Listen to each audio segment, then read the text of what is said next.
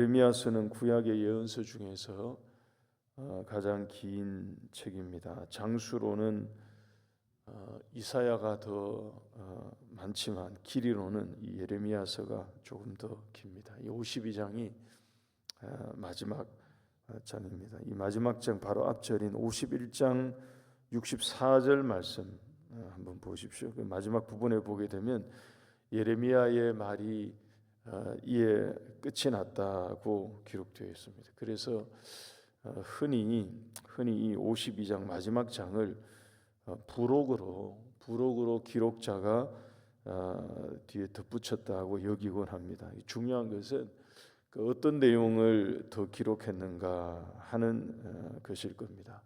이 마지막 51장의 내용을 보면 유다의 마지막 왕이죠. 이 만국의 왕인 시드기야에 관한 이야기가 나옵니다. 여러분 직전 장까지 이 51장까지의 내용은 뒤에 와서 예레미야가 희망의 메시지를 실은 전했습니다. 아마 다 기억하실 겁니다.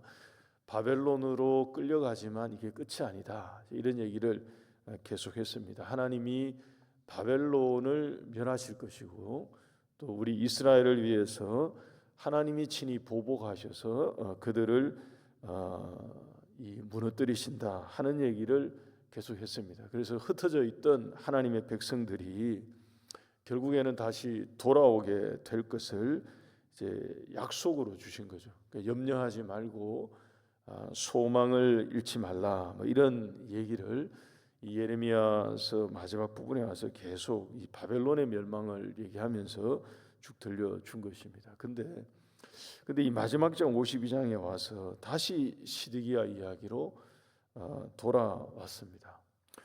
여러분 성경책 지금 펴고 계신 분들은 39장을 잠시 한번 넘겨보십시오. 예레미야서 39장을 한번 돌아가서 넘겨보시면 여러분 거기 많이 보지 마시고 39장 1절 2절만 한번 슬쩍 한번 보시기 바랍니다. 39장 1절 2절을 보면 이 마지막 장 내용과 동일한 내용입니다. 시드기야 때에 유다가 느부갓네살에 의해서 몰락당한다 하는 내용을 실은 기록해 줬습니다.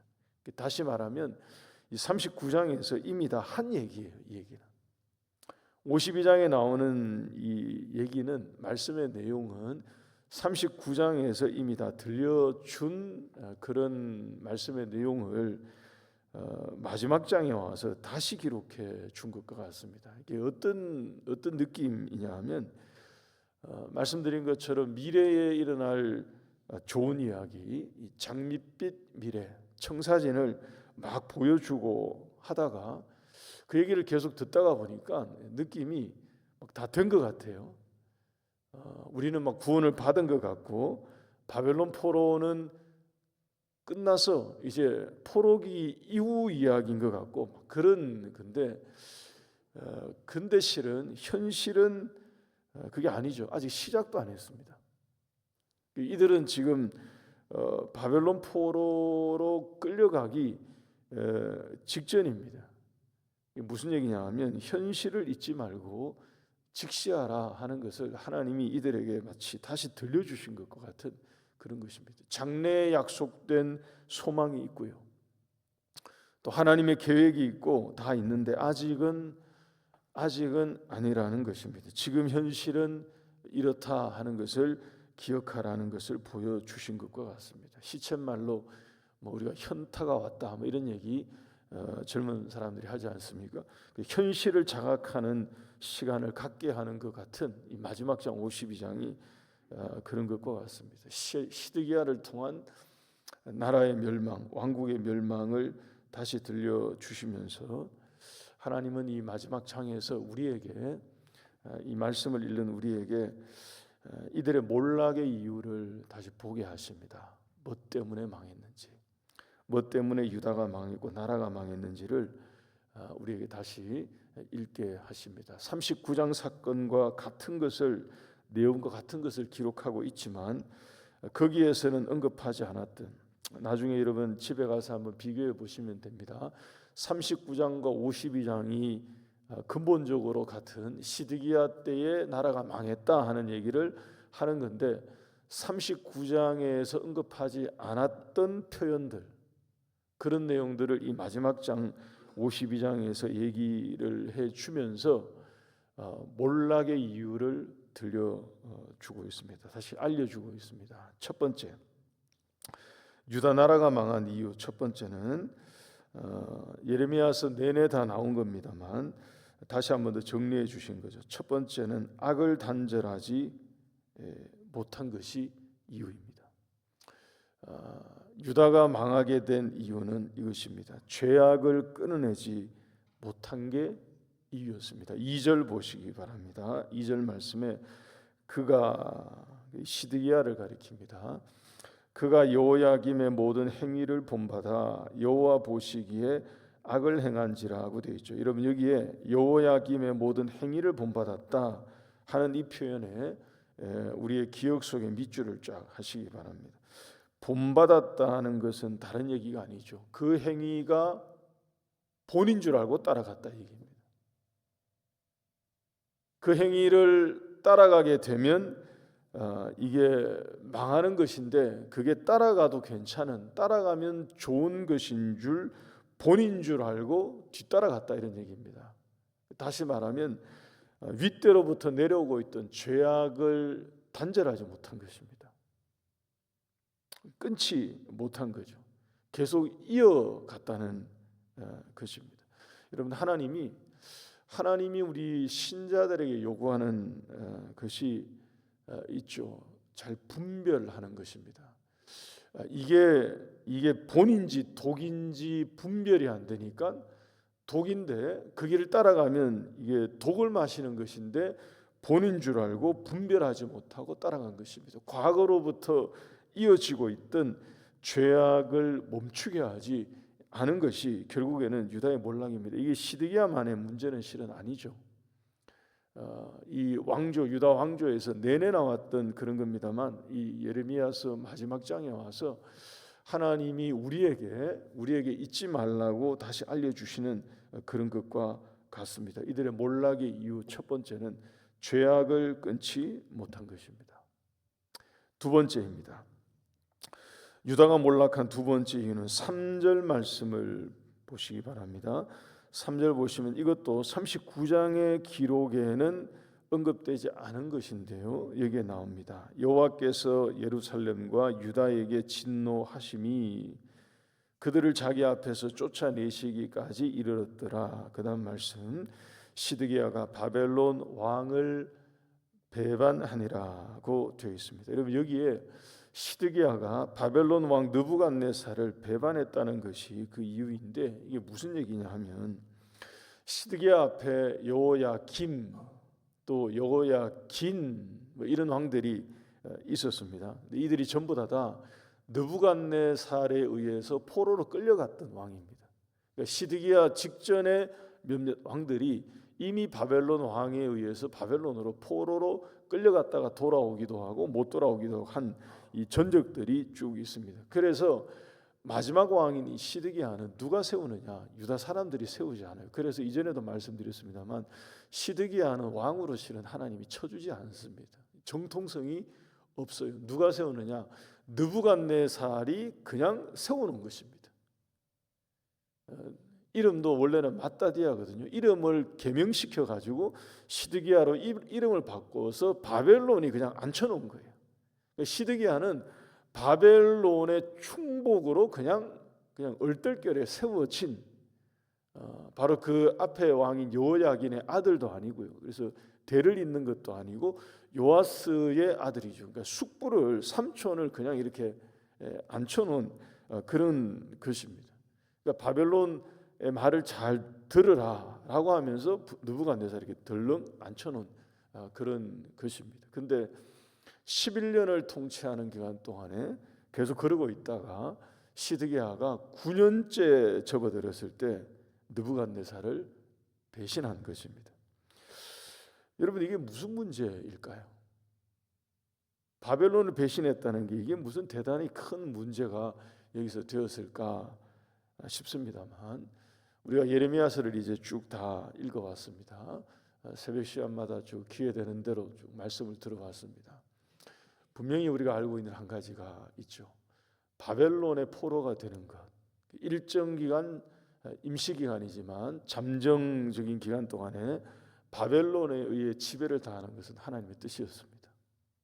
이것은 하나님께서 그냥 정해놓으신 하나님의 계획이었습니다. 그래서 예레미야를 통해서 계속 이것을 알려주었죠. 힘들고 고달프고 이해가 안 되고 답답하고 이럴 수 없습니다라고 가슴을 치지만 이거 하나님의 뜻이라고 계속 얘기를 합니다. 그러니까 하나님의 뜻이니까 이 인고의 기간을 그냥 받으라라고 예레미야를 통해서 계속 말씀을 주셨거든요. 여기서 이 3절에서 시드기야가 바벨론을 배반했다 하는 이 표현은 그런 점에서 바꿔 말하면 하나님이 정하신 뜻을 배반했다는 것입니다. 하나님의 계획에서 그의 마음을 돌렸다는 것입니다. 이게 몰락의 이유입니다. 유다가 망하게 된 이유 바로 이거죠. 두 번째 이겁니다. 나라가 하나님을 배반했기 때문입니다. 3절의 이 표현은 우리에게 이것을 알려주는 거예요. 유다가 망한 이유, 몰락한 이유. 여러분, 나라가 하나님을 배반하고 하나님을 떠나면요, 종국에는 이런 망국의 길에 서게 되는 것입니다. 유다가 그래서 망하게 된 것입니다. 세 번째는 이것입니다. 형식을 붙들고 있었던 것이 이들의 몰락의 이유입니다. 12절부터 23절까지 나오는 긴 내용이 어떤 내용이냐 하면 13절 말씀 한번 보십시오. 13절 말씀만 우리 한번 보시면 그 첫 번째로 나오는 것이 여호와의 성전과 이렇게 시작하죠.